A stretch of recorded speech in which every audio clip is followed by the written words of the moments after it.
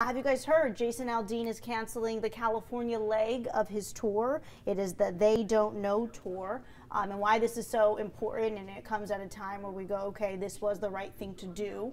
And he's saying the same thing, is because he was that last act that was taking place on stage at the Route 91 Harvest Festival in Las Vegas when the gunman at 32 floors above in the Mandalay Bay, above the Strip, shot down those 22,000 people at his, so it was during essentially his part of that 3-day concert in Las Vegas. So he said he's taking time with the family and for the families who are struggling at this time, either if they lost a kid, a wife, a husband, a grandparent, the list goes on and on. He wants, out of respect for all of those families suffering, to just kick back and lay back. And so that tour will pick up again on the 12th of October. It's going to happen in Oklahoma. So California will unfortunately miss out on his tour, but I think we all get it. We understand. So many Californians were at that 3-day concert, and so it just, again, it feels right. So it doesn't come as a shock, but it just goes. And we get it. We get it, Aldean, and hope he's doing okay. He was on stage when these shots were fired. You physically see him in a lot of the video. He didn't even realize what was happening. He's performing. He has his IFB or his in-ear in, and he probably thought it was fireworks or music technology, as some people are saying. Or may have not even heard it at all. Because live band, a full band, on like stage, you don't hear a lot of things. You can't even see into the crowd sometimes because it's so bright. You see in his ear, they've got an in-ear monitor so they can hear how they sound, how the guitar sounds, and their voice. So you're right. He probably was just listening to the music and just, I mean, he's performing. He's not thinking about everything going on. And I wanted to read a little bit of his statement because I think it kind of paints the picture on where his mindset is right now. So he says, as a result of what happened in Vegas, of course, as Megan mentioned, they canceled the weekend shows. But he says, it has been an emotional time for everyone involved this week. So we plan to take some time to mourn the ones we have lost and be close with our family and friends. He says our first time back on stage in Oklahoma will be very tough and emotional, but we will all get through it together in honor of the people we lost by doing the only thing we know how to do, play our songs for them. And, you know, I think that in times like this, as a performer, so many of us will turn to music as a form of therapy, as a form of escape, and as a form of, you know, being able to find something in the sense of maybe identifying with a lyric in the song or something, and just knowing that you can turn to your artist for that. But he's saying, I got to turn to my family. I got to be with the ones that I love because of what I witnessed and what I heard and saw. So, of course, out of respect for the family members, and from, you know, a fan of Jason Aldean, I have so much respect for him, and I can't imagine what this will be like for him getting back on that stage, just like we saw with Ariana Grande. Just very similar. And again, when it's something so random like this, you don't know if the shooter would have shot at him. Like at some point, he maybe was. We don't even know that. So at some point, yes, he was performing, and they were there watching him perform, but he was there too, and it could have been that same situation. So as a human being, you know, you're forever traumatized with something like that. You can have PTSD from situations like this. And let's talk about the guilt he might be feeling, because it was during his set of this tour that people decided to stick around for.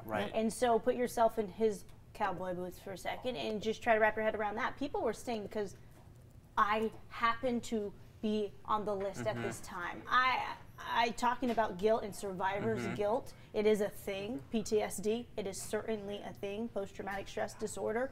I'm hearing accounts now of people when they hear, even at the casino, when those slot machines are going off, ding, ding, ding, ding, ding, ding. I heard one account of a lady saying she freaked out because she was there when she heard the gunshots, and then she was eating dinner at the casino because she was still in Vegas, and she heard those. And now maybe we'll start to really understand, if you're not a soldier or if you're not one who's been part of a traumatic situation and you're not a first responder, you can have PTSD and just be someone who's part of such a traumatic situation. I had one girlfriend call me yesterday. We worked in television in Vegas for those years. And she called me just to talk, because everyone just wants to talk. Like, oh my God, you and James were there. You know, you're covering that event, and what was it like? And what are you hearing now?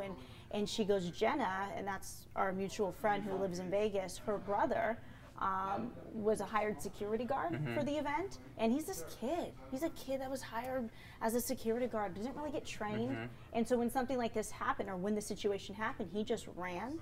And he said, as a survivor, he got shot in the leg. And he's okay. The bullet's still in him. They said it's more destructive to actually take it out. But he's just an emotional wreck because he feels guilty that he didn't stick around and help people as a security guard, as a somewhat of a first responder. He felt like that's what he should have done, but he didn't because it's his life at the end of the day, and I get that. What would you do in a situation like that? You know, as humans, your initial response to anything scary like that is to try and save yourself. So that's a very natural reaction that can take over your body. It's survival. It's a very primal thing. So it's totally understandable.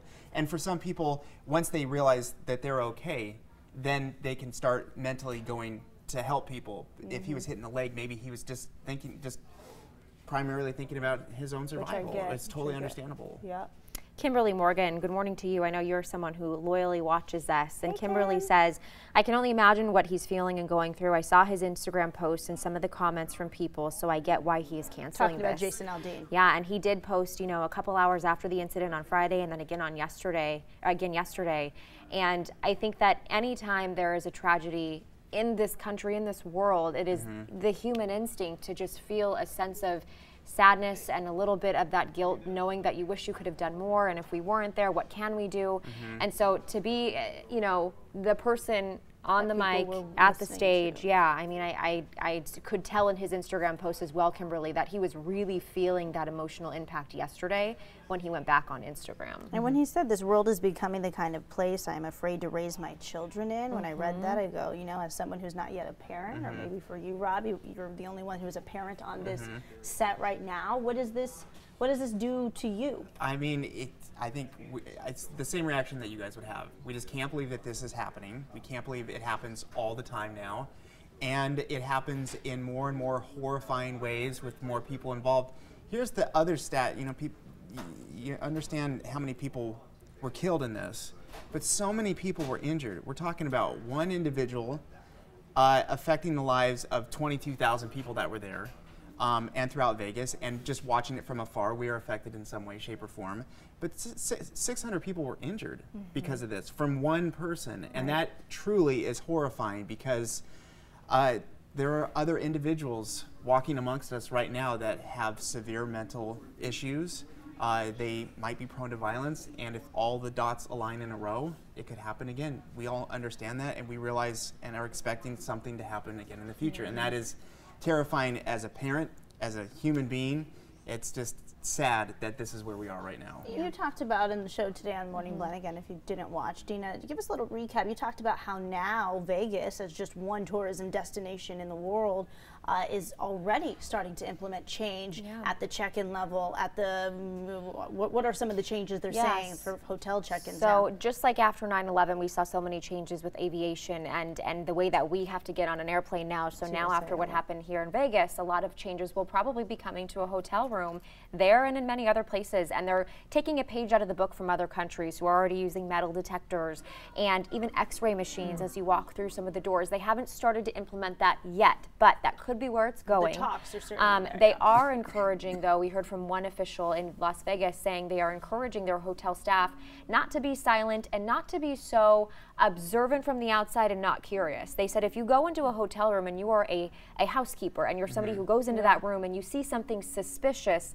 say something. I know they're trained not to look through your personal belongings and to ignore whatever you have in the room, but this may change the way we travel. And, this person had 23 weapons in his hotel room, I believe. And so to imagine that he had all of that up in the room, carried it up suitcase by suitcase. There had to have been a gun hanging out somewhere. Well, if they went in. But not necessarily. Not necessarily. He could have been hiding it, but still there are, he also had the room service or do not disturb sign on. He was able to put hidden cameras on the outside. So there were, for 4 days, no one was able to go in his room. That might have led to some suspicion had these, housekeepers been told, if you see something, say something. If something sounds off, report it. And if you're that big of a planner, let's think of someone who planned to the extent of being able to put cameras in hotels the size of the Mandalay Bay, you wouldn't just, in my opinion, just have guns laying around. You know what you're doing because you plan this. Unless you know someone within. You never know. So again, it's just unfortunate that we are here because when you travel, you want to go on vacation, you want to go to Vegas, kick it with my friends, do X, Y, and Z. Now we potentially have to go through security or go through metal detectors, and you're walking in and out of casinos all day, every day. That's just the fact that we're even there now is just. And I want to ask anyone who's watching now, you know, what do you feel about potential, you know, safety measures being taken? And that line might get blurred between our privacy and how secure we need to feel. And are you okay with that? And are you okay with it? I mean, after, you know, we've talked about this, Megan, TSA and the implementation of so much more that you can't bring on a plane and things, the laptops you have to take out. It is a nuisance sometimes, and it can be frustrating. It adds time. I don't mind it because I would rather be, as you mentioned, safe than sorry. So if there are going to be changes to the way we do hotel rooms now, how do you feel about it? And do you think that these measures need to be taken at this point? Yeah. So here's something interesting, and I think that we're going to learn this in the coming days and weeks and months. A hotel and a casino in Vegas has got to be one of the most photographed places on earth. They've got cameras everywhere. So we may, perhaps in the future, as the investigation is ongoing, we may get a firsthand look of how suspicious this is. It may be really suspicious. It may be him dragging giant bags that are really heavy and awkwardly and looking suspicious. We may be able to see that firsthand. We don't know. Or it may just be really benign. Here's a guy with a rolling suitcase going up to his room. And a couple duffel bags. And how could you ever tell the difference? We don't know. And maybe we will get a chance with our own eyes to see how this played out over the days before this happened. Because the video is there. They've got it. I'm sure they're looking at it right now, and maybe one day we see it. And Sheriff Lombardo said to the public yesterday, because, you know, reporters are there and they're asking all the questions that you guys at home want to know, and that's our job. And he's saying, listen, I'm saying I don't know these things. You know, people ask a question, I'm not sure about that. I don't know. I can't answer that this time. He's like, I know. I know a lot of things right now, but I'm being very transparent with you guys. I can't say anything because this is an ongoing criminal investigation. We put too much out there, people start speculating. We put too much out there, people start assuming. So I respect that, you know, and I thank the first responders and all the officials and the FBI and the SWAT team, everyone who, in my opinion, yes, those shots went off for 9 to 11 minutes, again, according to a press conference yesterday, but the fact that they were able to capture him, even though he turned the gun and talking about the shooter and killed himself, it all happened pretty fast. And we should be proud of how they handled it, even though 58 people are dead plus the shooter, which makes the total 59. Well,